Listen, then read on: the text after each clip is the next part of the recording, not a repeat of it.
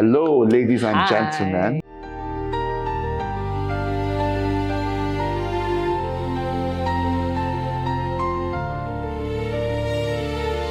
My name is Iyinoluwa Aboyeji, and I am founding partner of Future Africa and one of the founders of Accelerate Africa. And I have here with me my dear friend, colleague, sister, Chinyere. Yes, Chinyere Inya. Big part of why we've put this video together is to tell you about the new Accelerate Africa. First of all, I just want to say something about Chinyere and this program. From the very earliest days when we conceived of Accelerate Africa, it was a very non-traditional thing to do, right? It was a non-traditional thing to do because we were a VC firm. And typically, VC firms are expected to do an accelerator. But I like to say we're the most reluctant accelerator founders in the world, right? Yes. We didn't want to do an accelerator. I'm sure many people who are part of the Accelerate Africa family can attest to the incredible role that Chinyere has played over the years. She has led the team victoriously to what we call Accelerate Africa now. And that's one of the reasons that make me so excited and proud to be doing this video to, first of all, announce that she's now the new managing partner of Accelerate Africa, and also to talk about the new Accelerate Africa, exactly. the changes that we're making and everything. So before I continue, I think one of the first things I want to do is to give Chinyere an opportunity to actually talk about herself and her experience at Accelerate Africa. Yes. And before Accelerate Africa, she didn't just drop from the sky. She's been, our meeting was very divine because, I think you should tell that story. Yeah, I can tell that Chinyere, story. please tell the people who you are. Yes. So I'm excited about this announcement. As E mentioned, a little bit of backstory. I joined Future Africa in 2023. Because you're a member of the collective. So that's true. So that's true. So before that, I had hit a point in my career where I was really looking to come and spend a bit more time working with founders in Africa. And, early career, I spent it as a process improvement engineer in the manufacturing sector. And that was a really important experience for me because I learned a lot about process engineering. I learned a lot about how you take an organization from 1 to 10. And that was really my role. So from there, I knew that I wanted to layer technology on top of that. I went into technology consulting. So I spent most of my career between IBM and Ernst & Young, doing a lot of Salesforce, SAP, ERP system implementations. So having that base layer understanding of what it takes to go from 1 to 10 in an organization as a founding operations manager, taking an organization to 2 million, and then layering on top of that, how you actually work within an organization to help increase efficiency, reduce costs as a consultant. But I knew, again, that I wanted to make a transition into the continent. My family's from Nigeria. I had wanted to spend more time working with founders and startups because they're really the ones, or you're really the ones who create the change that we're all looking for. Every day you wake up and there's a problem on your heart, on your mind that you're trying to solve. And you aren't complaining about it, you're pushing forward. And I wanted to be part of that story and part of Africa's future. And so it's divine, as E was describing, because I had decided to do 3 things. One, that I would go and get a technical degree in finance so that I could spend more time in the venture capital space. So I went and did a Master of Science in Finance. 2, I started investing with the Future Africa Angel Collective. And what a powerful group of people in the diaspora, on the continent, who were putting their money in capital. One of the first angel funds in Angel Collectives, Angel Collectives, exactly. And so it was an opportunity between those 2 things, and then transitioning to JP Morgan. I was working in the corporate responsibility group under the CFO so that I could leverage my finance skills, but also on the business management side. And I said, how can I support what they're doing? And I was doing a whole bunch of different things, right? Like basically unpaid full-time staff. She wheeled herself into the business. Exactly. And it's interesting because I had given myself 2 years when I was at JP Morgan that if I wasn't focused fully on the Africa story, or if I wasn't actually in corporate venture at JP Morgan, that I would leave and I would just move and I would start working on my own and just trying to build up a consulting base in Nigeria. And I don't know if you know this, but it was almost 2 years to the day that E and I had a dinner. And we were having a conversation. Well, you had organized the Invest in the Future conference Yes. in DC, which Yes. is one of the best Yes. Invest in the Future. You should go back and look at the YouTube. Yes. Was an amazing event. We had Yes. such a great time in DC. So you're right. You're right about so that. that was when we had our dinner. Yes. Because I was like, the person that did this, we have to work with this person. So he's right. So that was, trying to understand how can we galvanize more of the diaspora community. So I put together an event of potential angel investors.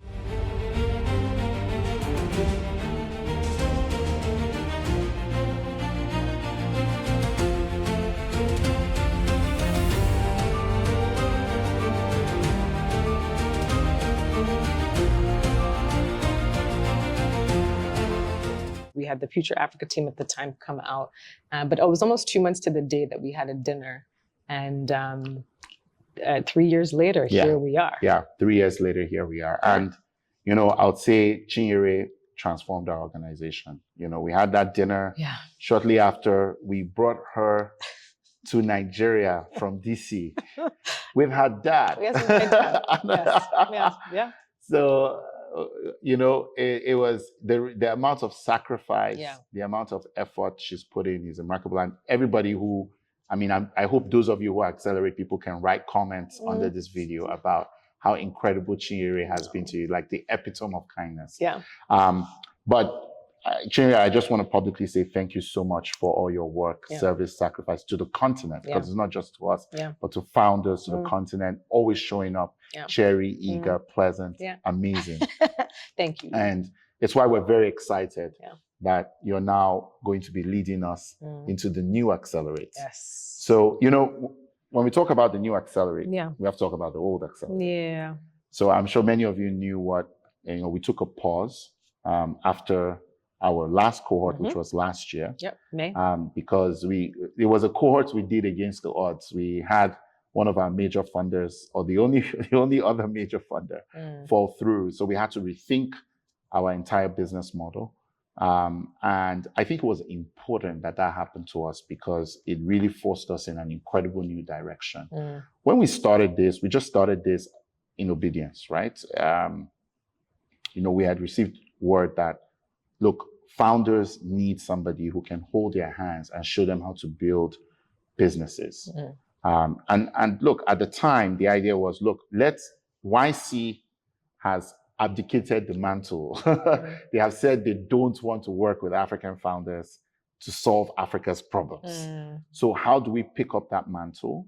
Techstars had exited the room, and we just felt a burden that we can't just have African founders flailing around. So how do we fix this problem? And that's where this effort was born.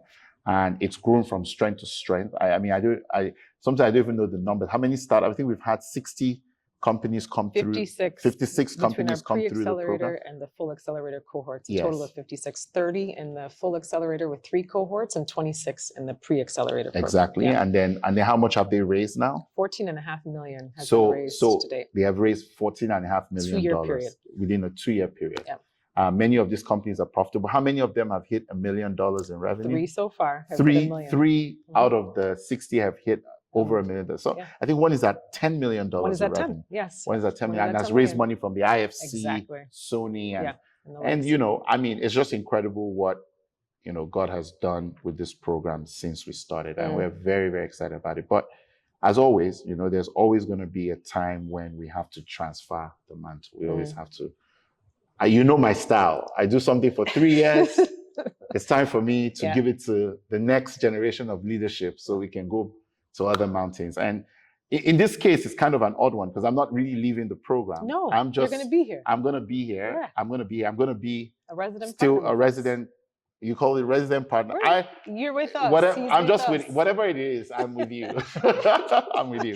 Yeah. But we've made some strategic changes. And I want to talk very honestly about those changes. I mean, the first thing we did was we recognized, look, this thing is an ecosystem asset, Accelerate Africa. And a lot of VCs depend on it for pipeline. And it is not exactly fair that this stays within Future Africa.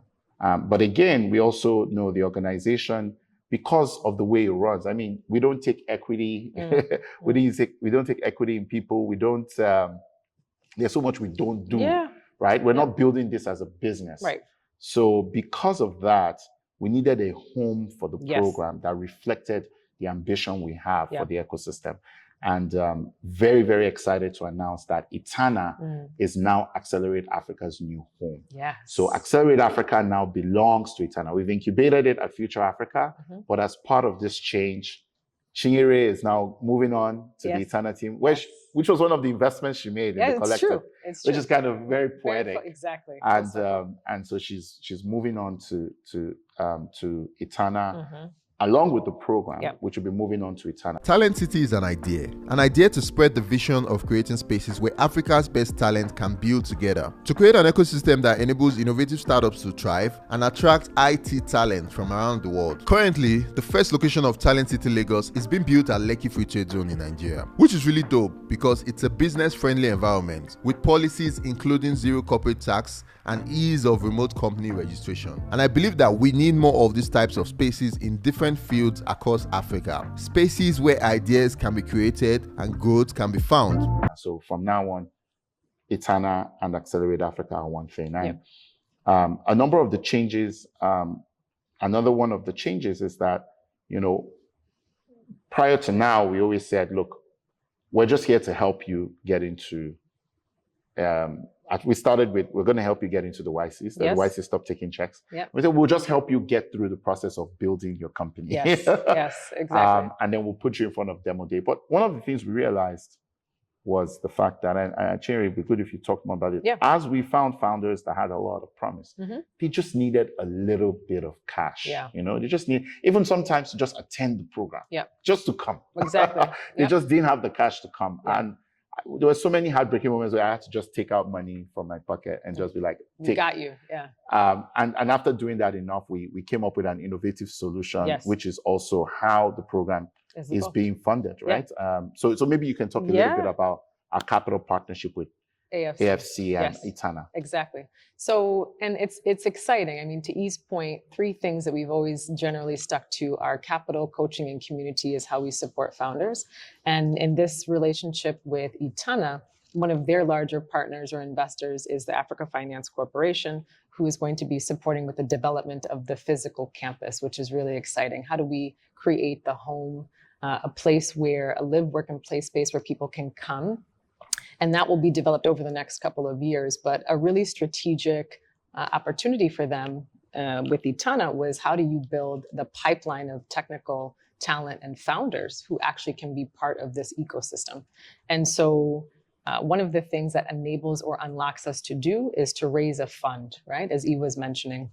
And in the cohort, kind of going forward, you'll be able to get access to up to 100K in funding. And we're going to continue to raise that fund, but we wanted to make sure that that was something that we could at least create to start to support founders and some of their capital needs. We don't force anybody to take the capital. It's optional. So we do take some equity this time for the capital because it's investment money. A lot of investors that want to invest would be very happy to know that. And I have to admit, it's not cheap. It's not cheap investment money. But we'll work for it. But I think if we give you 100K, we take 10%. That's the deal. However, the way that we're doing this is you can still participate in the program without taking the money. So I know a lot of startups are like, look, my company's worth more than $1 million. My company's worth $100 billion. It's fine. Just come to the program and get the value out of the program. Don't worry, if you don't need the money, you don't have to take it. It's not YC. So we're not compelling anybody to take the money. But just to reemphasize what she said, the strategic partnership with Itana, AFC, and Accelerate is such a beautiful vortex because think about it as, imagine that YC, Delaware, and Sequoia decided to come together. Station F, maybe. You understand what Yeah. I'm saying? Mm. To build the YC for Africa. Yeah. Which is sadly, realistically, what actually happened. For those who know. But that's kind of the thought process. So AFC is really acting as a capital backstop for the program. And we're going to bring in founders and angel investors into the capital program within the zone. Yeah. Once the zone's capital program is ready. done. Right now, we're hosting it on the angel list, but we're going to bring it within the zone. And by the way, if you're interested in that, there'll probably be a link shared here where you can actually invest. But, you know, at the end of the day, you know, Itana is going to be the home of the next generation of billion-dollar companies. We're not going to incorporate them in Delaware anymore. We're going to be incorporating them in Itana. And so that's going to be a big piece of the program, which is you get the opportunity to incorporate your company in Itana. Again, one of the core principles of this program, no compulsion, but very strong persuasion. Yes. So you're not forced to take it. You're not forced to do anything. But at the end of the day, we'll make you see reason with why. And a lot of companies that are going through Accelerate are finding it actually, let me incorporate in Itana. But this idea is to really build out this entire pipeline of game-changing companies that can take the future. So very, very excited about that. Yes. So, but we can talk about the story, the story framework. So I mean, of course, with new leadership, you have to change the method, change some things. change the framework. So, before we operated on a framework that was adequate, but we're moving into a new era, and I'm sure everybody who's watching this knows that things are not the same. We have AI. Yeah. We have a very interesting trends in the creative economy. Yep. We have digital assets. There's so much that's going on in the world right now that means that, you know, we too must evolve. We have to evolve. Right. And so we had to, you know, look at our old framework, look at the challenges and opportunities of the new era, right? And say what needs to be updated. And I think we're going to be talking about that. Yes. But one thing I want to tell everybody, the mission remains the same. We're still trying the mission to is still path to $1 million. Yes, we're still trying to get you on a path to $1 million in revenue. That hasn't changed. Yes. Maybe the vision is slightly expanded because before we came at this saying, "Oh, we want you to be, you know, global." I think that's important, but I'm increasingly of the belief that we need to solve our problems because our problems are global problems. Exactly. Right? Yes. And, you know, massive validation with the TerraHaptics guys. Congratulations to them. You know, we have a security problem. We look at that security problem and we say, where else in the world are people kidnapped? And a lot of places in the world. Well, even if that was the case, that's not a good thing. But but we looked at that and the TerraHaptics boy said, look, yes, and we can protect our people from these marauders. And we're going to build a drone, surveillance drone ecosystem that can make this possible. And they built it in Nigeria. Right. And my old boss and partner, Joe Lonsdale, said, that we can take global. That business we can take global. And that is now what they've done with their new investment. I think there's a lot more of these that types of that's going to businesses. come. So we want those types of businesses. We don't want you to come to us with another fintech app. Please, I beg. just keep. If you want to do payments, we are not your accelerator. We're just saying go and that stay, now. go and stay far. Except you have a new angle to it, because if you have a new angle to payments and so real, but at the core of what it is, I actually want to say one thing before I let you go at the framework. Sure. When people ask us, what are you looking for in this accelerator? I always say, what we need are people who have unique customer insight. I need you to be wanting to solve a problem we walk by every day in a very strange way because you understand something about the customer that nobody else understands. And that is so important to the program. Like if you're coming, we receive a lot of pitch decks. We receive a lot of applications. If you're coming to solve the problem the way all the people who apply I will probably not accept you. You know? And the thing is, it requires you, and this is where the thing, the people that just like to apply to accelerator programs because there's an accelerator program and there's money, you won't succeed here because you won't succeed here because you need to understand, you need to have gotten into the customer, you need to have lived the customer's problem, understand the customer, and we know quite a bit about customers, to actually know how to work with them. And we'll talk a little bit about how the accelerator process is changing to underscore that point. Yeah. But before we do that, why don't you talk about the story framework? Yes, let's do that. So as E mentioned, there's a lot that's changing in the world, between AI and deep technology, and even honestly, just the geopolitics. And I remember when he was talking about how the framework needs to evolve and trying to just understand why. And so I'm going to take it from my perspective, right? Your perspective, you lead the organization, madam. Yes, no. Right? But so the framework is called story. So from where we were to where we're going now, it's really important to have these 5 pillars understood before you can actually create the story that you can now really sell to investors or customers, and to continue to evolve your business beyond MVP to get to product market fit. The first part of the pillar is strategy. How are you going to win in the market? How are you going to actually develop a strategy that helps you understand how you're going to win, right? So if you don't really have a clear sense of that path, it's going to be very difficult for you to navigate the product you're building. It's going to be very difficult for you to navigate fundraising, all of these different things. So you have to be really clear on what your strategy is going to be. The second part of that is now team and talent. You can't do it alone, right? You can't build a business by yourself. So how do you yourself develop as a leader? How do you find and get access to the best talent that can help you build this business? And how do you lead and motivate and put a vision together that helps bring these people along? Because honestly, a team can make or break the business. Completely. Yeah. The next part of that then is operations, right? So especially as you leave MVP and you start to approach PMF and you're in that journey, that's really this stage of 1 to 10. How do you develop the internal systems, structures, processes that actually help you scale? Because as you get more customers, as you get more people who are giving you money, you have to be in a position where you are able to easily process the orders, easily process the deals. And if you don't have an internal operation that allows you to do that, you're going to fail. Right? So the next part then is revenue. With revenue, how do I get to the customer and actually make the sale? Yeah. Because if the customer doesn't pay you, you don't have a business. No. It's a I don't know what it is, but it's not a business. Yeah. And then yield. If investors give you money, and if you're investing your time, you need to get something back out of it. Yes. If you don't get more than you put in, it's not a business. It's a time sink. It's not even a non-profit. It's not a charity. Because at least with a charity, you're giving something away. There's impact. You're just wasting money.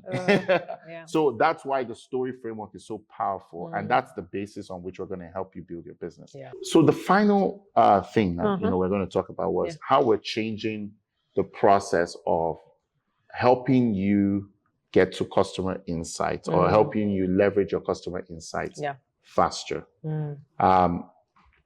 One of the biggest things I learned in the process of building Accelerate version 1, now that we're going to Accelerate version 2 under the leadership of Chinyere, is the companies that came in with a very clear, unique customer insights. It was very easy to test what that customer insights was because the one thing we could guarantee you was we had access to customers. We could reach out to IHS, we could reach out to MTN, we could reach out to all the big companies. There are probably about 400 billion-dollar companies on the continent. We know all of them. And one of the things we started thinking was, you know what? Maybe we can inspire people by finding these customer insights and sharing them. And then letting people build startups to solve real problems as opposed to the problems they've imagined. Exactly. Because sometimes, people may just not have the lived experience, or they may not recognize it because it's just a part of them. Exactly. Or they just may not know that this problem exists, or they may just not have the perspective. And we know that it's in the combination of that unique customer insights and perspective and your ability to get the access to the customer that things come together. So in helping you identify unique customer insights, we're going to be working with a bunch of corporates, we're right now in IHS, in Ilorin Innovation Hub powered by IHS. Yes. IHS is one of those customers that has said, look, here are some problems we have.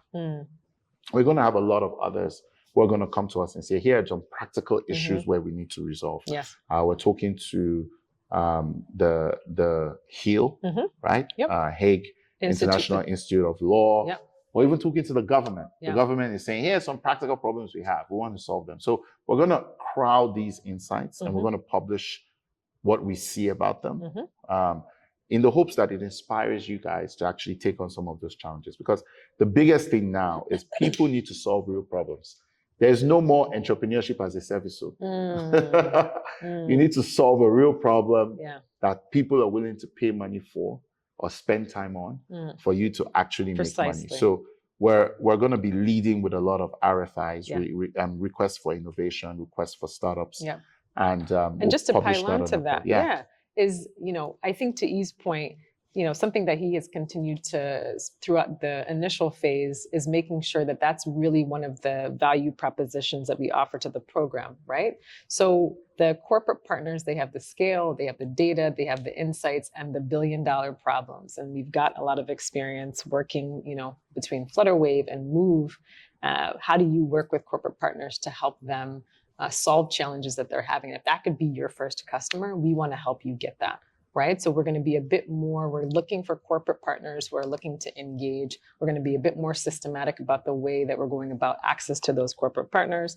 And so we're looking for those kinds of opportunities as well. But just to share with the founders that is going to continue to be our value proposition. How can we help you get access to the customers who have these challenges? But you need to come with some unique insight, right? About the space that you're trying to operate in also. I mean, you need to understand the problem. Yes. And come to us with something that is plausible, but maybe unique in the way that you're trying to solve the problem. And then, finally, we're going to be back with a refreshed group of mentors. Yeah. The principles that have always guided this program is that it's different from a typical accelerator. So you're not going to see a situation where, well, one, we don't lecture to you, right? You're a founder, you know your business better than we can ever know it. So all we try to do is share our experience, share our access to customers, maybe share some tips about how to get capital. We're not trying to dictate how your business works. So we're going to be bringing together more mentors who have that practical experience, bringing them to the table from all over the world, right? And saying, well, if you have this challenge, you should talk to this person who's walked that route before. And we're going to have a lot more resident partners. While I am a consistent resident partner as the founding partner, I'm still going to just be there and just helping the founders. But as managing partner, Chinyere will lead all of us into this new and glorious future where we have a lot more companies getting to $1 million, and from there we have a lot more companies going from $1 million to $10 million. From $10 million to $100 million, exactly. From $100 million to $1 billion in revenue. And then that's how we build the new champions. Yes. So very excited. And I think we've shared a lot there's a lot more coming. About the future. Yep. There's a lot more coming. It's a completely new program. So please bear with us as you see a lot of changes, both to our look, to the way we communicate. Yes. We will continue to be focused on you, the founder. And don't forget, our biggest challenges are the biggest global opportunities. So stay tuned for the new Accelerate. Yes, thank you. Congratulations, Chinyere. Yes, thank you. And thank you for your continued service. Thank you.